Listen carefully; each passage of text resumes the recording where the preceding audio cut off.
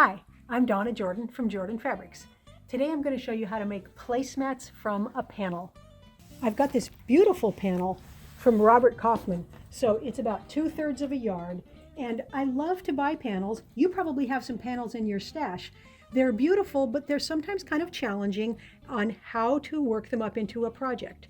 I get a lot of emails, show us how to do something with our panels. So today I'm going to show you a very simple way to make some placemats with these beautiful panels. Now this happens to be a Christmas panel, but any panel that's about this size will work. This is very common to get 2/3 of a yard with 8 different squares in it that are about 9 to 10 inches. So this method will work with any panel that you have. The first thing I'm going to do is cut out the panel. So I'm going to cut 1/4 inch away from the outside. So I'm basically going to lose all of this red, but that's okay. We're going to add a border afterward anyway. So I'm just going to line up my ruler with the 1/4 inch line on the edge of the panel, and I'm going to cut. You can use scissors, you can use your blade, whatever works easiest for you.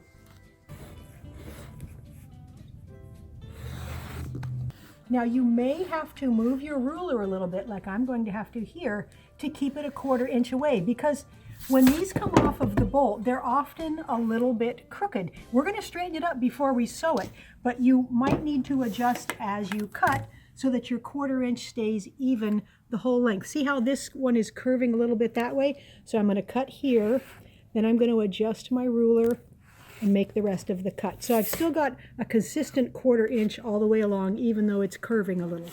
Once you have all the panels cut, you need to check and see if they're square. So if I line this up on a line here, you can see here it's not completely square. And that's just because it's gotten stretched when it was on the bolt. So we want to iron this to make it straight. So the first thing I'm going to do is just give it a little stretch like this so that I can help get it back to square. Then I'm going to take my iron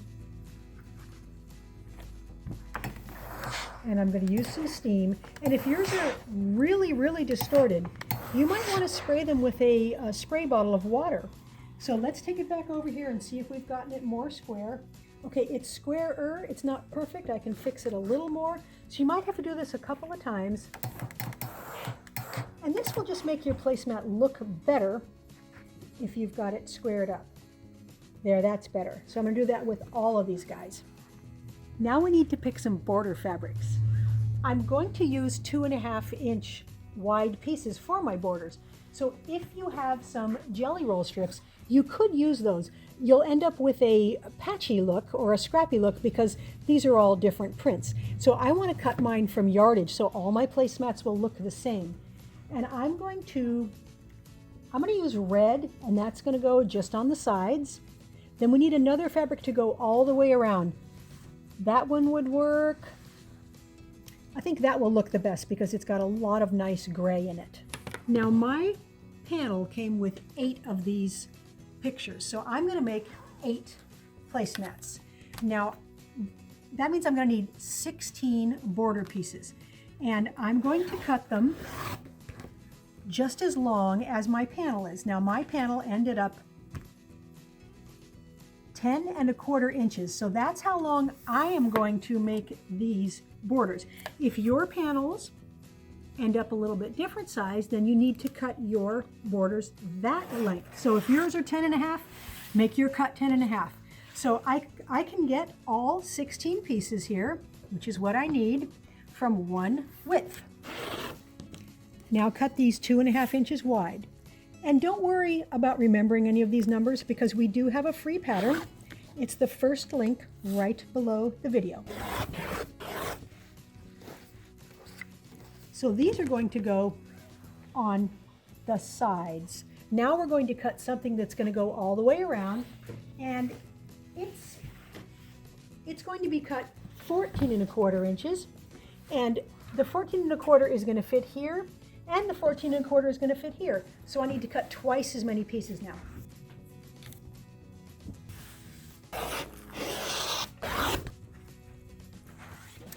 To stitch the borders on, we're going to want to sew with the panel right side down, because that way we can make sure we are on the straight lines. Get these pieces spread out here.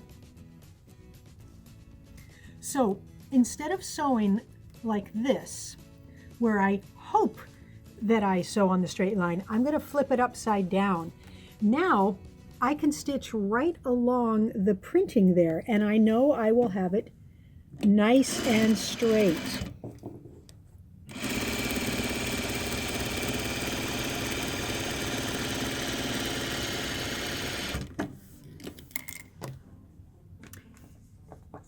Finger press this to the outside. See how that looks nice and straight along there? The only way you can do that is if you sew with that side up.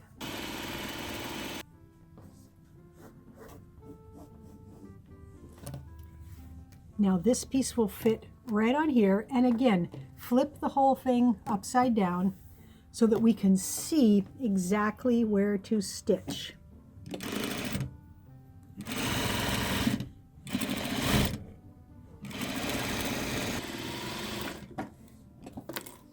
I'm going to press all of the seams away from the center.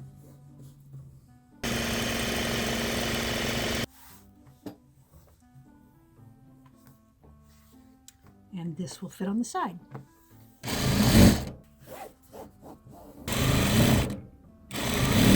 Even though we finger pressed, we are still going to want to iron this nice and flat.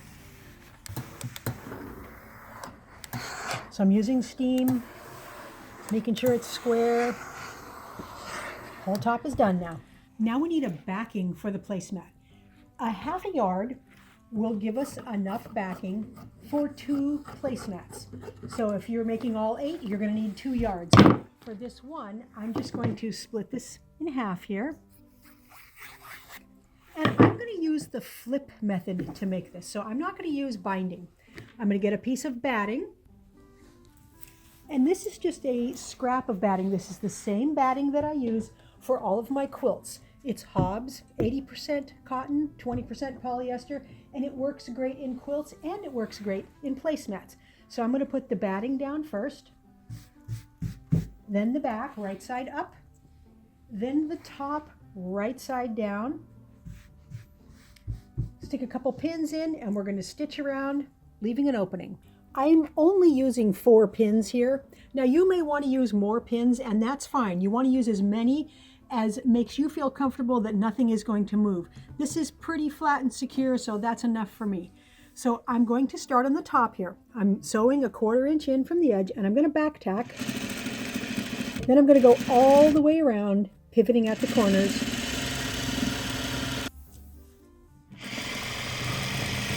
I'm coming around. This is the last side here.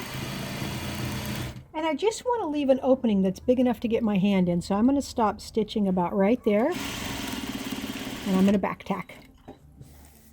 Now we want to trim the excess backing and batting off. You can use your rotary cutter, or you can use some scissors. So I'm going to go around the edges so that I'm trimming even with the top.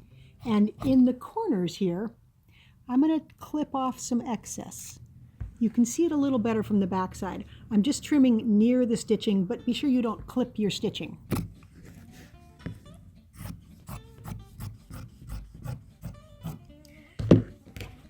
Get that last corner there.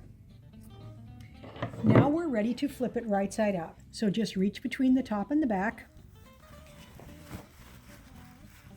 and flip it. And just poke all that in. Now put one hand inside the placemat, and then you can poke out the corners. Now if your fingernail doesn't do a good enough job, there's tools you can get to poke that out a little better. That one's looking good. Once you have it looking good, if you just smash it with your fingers, it will tend to stay just how you like it there. Stay nice and pointy. All right, it's all turned. And you can smooth it out a bit, but there's a really good method for getting your sides poked all the way out so you don't have a divot or you have everything pressed out flat. Just squish this up like this and then finger press that seam open. So I'm just finger pressing right along that seam. I'm flattening it out. Now when I smooth it like this, It's really easy to iron it with your hands and get that seam right along the edge. So do that for all 4 sides. Just smush it up a little, draw your fingernail right along the edge. You don't have to go all the way to the corners, then flatten it out. Now on this side with the opening, you can go close to the opening, but not all the way to it. Flatten that half. Same thing over here. One last side. And then I like to flip the whole thing over and then just hand press it from the back too. To get the opening pinned nice, first I am going to fold in 1/4 inch and finger press it along that opening. Now the top half is a little harder to finger press. I'm actually just going to turn it over the batting and make it meet the part that we already turned in. So if you pull it like this and squiggle it around a little bit, you can get those nice and even. And you can put pins in if you like, or little clamps. And now we are going to close up that opening. So I'm going to start just beyond it. I'm not going to back tack because I'm going to stitch all the way around the placemat. So I'm edge stitching. I'm about 1/8 of an inch from the edge. And that's closing up the opening here. And it's going to look nice and decorative. So just keep going all the way around. You'll notice I'm doing this edge stitching from the back with the back side up. It's much easier to sew these edges with the back side up. I'm not exactly sure why, but if I try to edge stitch from this side, it tends to want to move around. Now, all I'm going to do for quilting is go in the ditch around here and catch that border also. Now to quilt in the ditch, what I'm doing is sewing right along my seam line. It's probably hard to see the seam line because there's that line in the print, but you want to get your needle right in the ditch. And we like to call this stitching near the ditch also, because sometimes it's hard to get in the ditch. Either way is fine. Might be able to see it a little easier here. So just pull this open as you sew. Because we ironed it nice and flat, it's pretty easy to get in there. I've got all of the placemats done. This is a nice, fun project.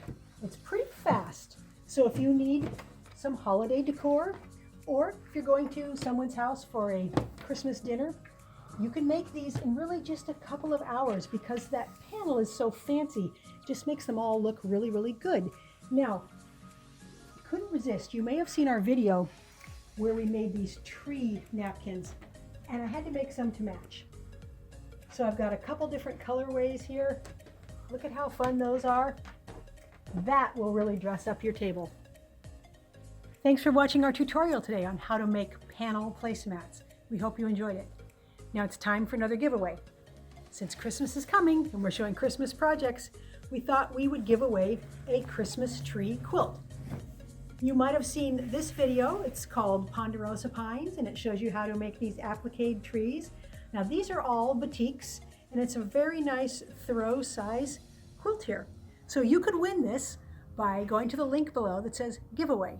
Put in your email address and your name, and remember, we can mail this anywhere in the world, so good luck. Now, if you enjoy our videos and you'd like to support us, the best thing you can do is to subscribe to our YouTube channel.